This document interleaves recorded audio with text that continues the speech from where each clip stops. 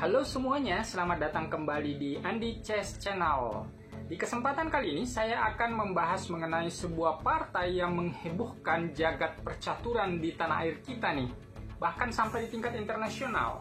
Pertarungan antara Dewa Kipas alias Pak Dadang Subur melawan Gotham Chess alias Mr. Levy Rozman, seorang pecatur profesional dari Amerika Serikat.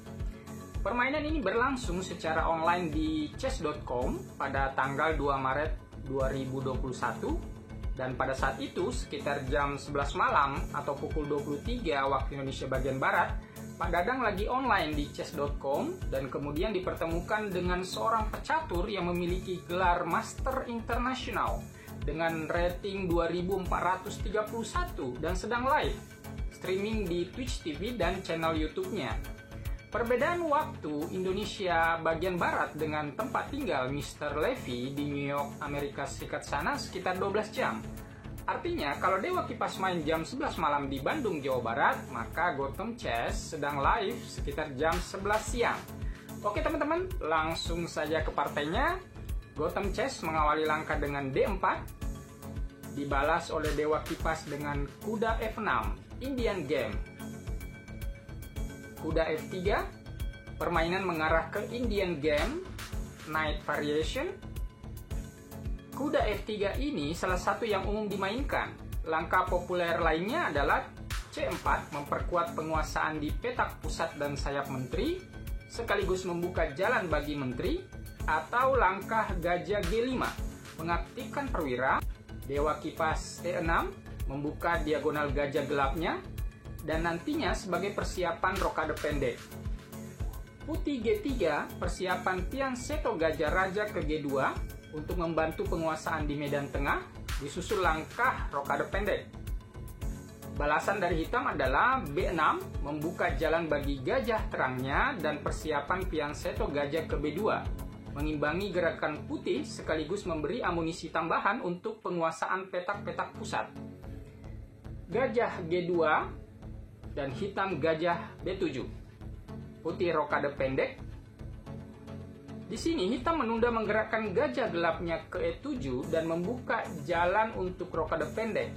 Tetapi terlebih dahulu pion maju ke C5 menyerang pion D4 sekaligus menawarkan pertukaran pion. Jika pion D4 makan pion C5, maka gajah dapat memukul pion di C5, memberikan tempo tambahan bagi hitam untuk mengembangkan perwira untuk penguasaan petak pusat. Sekaligus nantinya akan disusul dengan rencana rokade pendek. Namun, Gotham Chess tentunya bukan pecatur kemarin sore. Dia tidak memakan pion, tetapi memajukan pionnya ke C3, memberi penjagaan tambahan bagi pion pusatnya. Dewa Kipas gajah E7 dan putih B3. Hitam rokade pendek, mengamankan raja terlebih dahulu sehingga nantinya bisa lebih fokus ke pertempuran di medan tengah. Putih gajah ke B2 dan di sini hitam memutuskan untuk memukul pion D4. Terjadi pertukaran pion C3 kali B4. Dewa Kipas mengaktifkan kudanya ke C6, menyerang pion D4 serta mengincar petak B4 atau petak A5 apabila Gotham Chess memajukan pionnya ke A3 untuk mencegah kuda menduduki petak B4. Putih pion maju ke E3 dan memberi perlindungan tambahan bagi pion pusat D4-nya.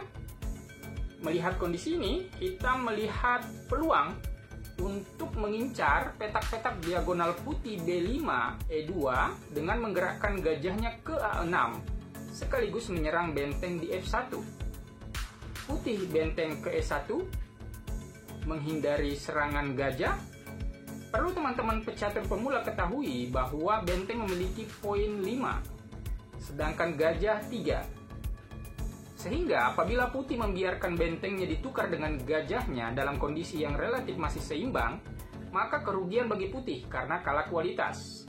Hal ini tentunya tidak berlaku apabila putih memiliki keuntungan besar di balik pengorbanan kualitas. Misalnya, menang posisi, atau sedang mengancam posisi menteri atau raja mengarah ke skakster ataupun skakmat. Dewa Kipas pion ke D5 mengimbangi kekuatan bidak pusat hitam dan secara tidak langsung membendung serangan tidak langsung dari gajah terang putih pada kuda C6. Putih membalas dengan gajah F1, menawarkan pertukaran gajah. Tawaran diterima, gajah makan gajah F1 dan raja kali gajah. Hitam kuda maju ke E4 dan raja G2.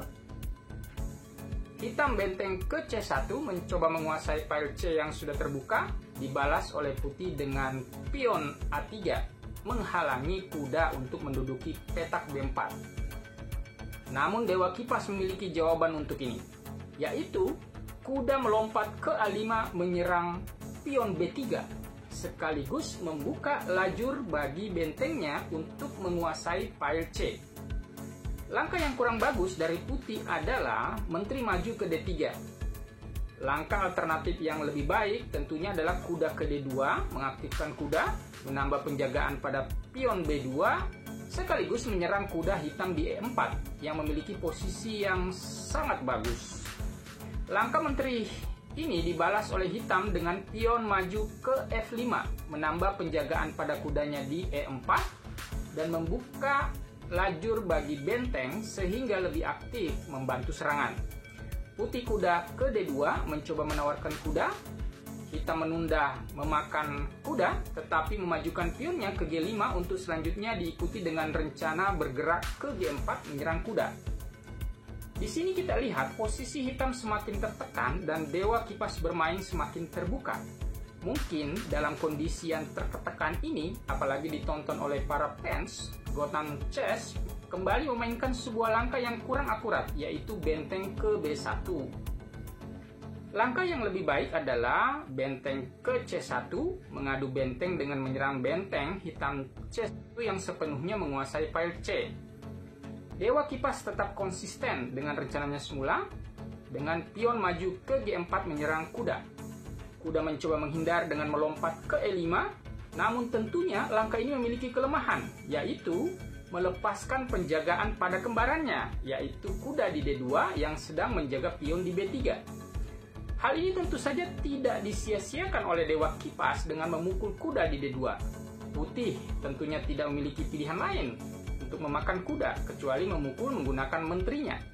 Dan hitam kuda kali B3, ster. Menteri kembali ke tempatnya semula dan menyerang balik kuda.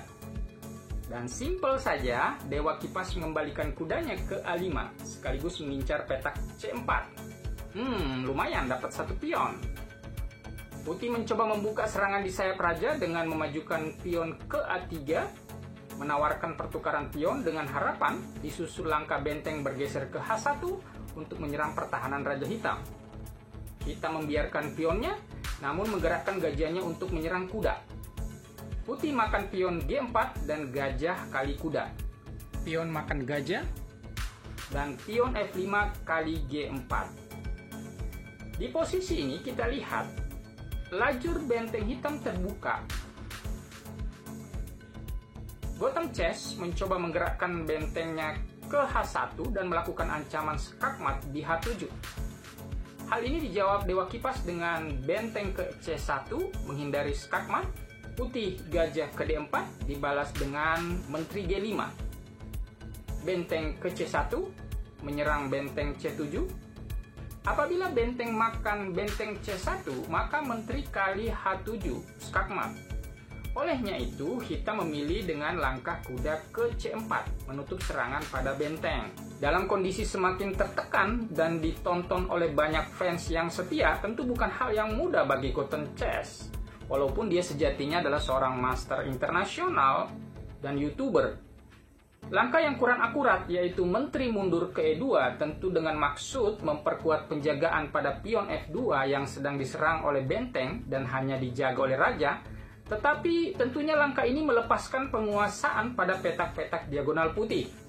Dan kesempatan ini tidak disia-siakan oleh Dewa Kipas dengan menempatkan menterinya pada posisi yang kuat di F5. Langkah ini akurat, karena selain memperkuat penjagaan pada pion Raja H7, mengancam 2 kali pion F2, juga memiliki ancaman skak pada raja lawan di petak E4. Namun tetap melakukan penjagaan pada pionnya di G4. Putih memajukan bentengnya ke H6, mencoba untuk mematahkan hubungan menteri dengan benteng, diikuti dengan rencana gerakan benteng ke F6. Kalau ini berhasil, hal ini tentunya akan mengurangi tekanan hitam. Namun namanya sang dewa, gerakan putih ini sudah terbaca dan tentu punya jawaban untuk situasi seperti ini, yaitu dengan melakukan serangan terlebih dahulu di E4. Skak. Raja mundur ke G1, baru diikuti dengan langkah benteng maju ke F5, mempertahankan penguasaan dan serangannya pada petak F3 dan pion F2. Putih benteng ke F6 menyerang benteng. Di posisi ini Dewa Kipas memainkan sebuah langkah pamungkas, yaitu kuda makan pion di E5. Coba kita analisis. Apabila putih makan kuda, benteng makan benteng, skak. Raja lari ke H2, ancaman skak mat di H1. Atau apabila menteri menutup, benteng ke H5, menteri makan benteng, menteri ke H1, skak mat. Oleh karena itu, Gotham Chess memutuskan memakan benteng C7, sekaligus memberi ancaman skak di C8. Kuda sang dewa pun bereaksi, skak! Coba kita kembali analisis. Di posisi ini, raja hanya memiliki 3 petak pelarian, yaitu petak G2, H1, dan F1. Apabila raja ke G2, kuda ke H4, double skak. Raja ke H2, menteri ke G2, skak mat. Atau apabila raja ke H1, menteri ke B1, skak. Menutup menggunakan benteng atau menutup menggunakan menteri tidak berpengaruh. Raja melarikan diri ke G2, menteri G1, skak mat. Apabila raja ke F1, menteri ke B1, skak. Menteri menutup, menteri makan menteri, skak, raja ke G2, dan skak mat. Akhirnya, Gotham Chess memutuskan memakan kuda di F3. Menteri sudah gratis di depan mata, namun namanya sang dewa tentunya tidak mudah tergiur dengan menteri gratis. Dia masih memiliki langkah akurat lainnya, yaitu menteri melakukan serangan pada raja terlebih dahulu. Skak. Menutup dengan benteng maupun menteri hasilnya sama saja. Tidak berpengaruh. Tidak akan mampu menyelamatkan sang raja. Raja maju ke G2, karena apabila bergerak ke H2, maka benteng ke H5, skak. Raja ke G2 dan menteri ke H1, skak mat. Olehnya itu, raja memilih menyelamatkan diri ke G2. Barulah pada posisi ini, Dewa Kipas memukul menteri dengan pion. Skak. Raja maju ke H3. Apabila raja ke H2, benteng ke H5, skak mat. Menteri ke H1, skak. Dan di sini Gotham Chess menyatakan menyerah. Apabila kita lanjutkan, maka raja hanya memiliki 1 petak pelarian, yaitu petak G4. Dan partai ini akan ditutup dengan sangat cantik oleh Dewa Kipas. Pion maju ke H5, skak mat. Mati dengan pion. Wah, benar-benar langka dewa. Cocok naik peringkat dari Dewa Kipas menjadi Dewa AC. Just kidding ya teman-teman. Oke teman-teman, cukup dulu ya video kita kali ini. Semoga ada manfaatnya. Salam Gens Unasumus. Terima kasih sudah menonton. See you in the next video.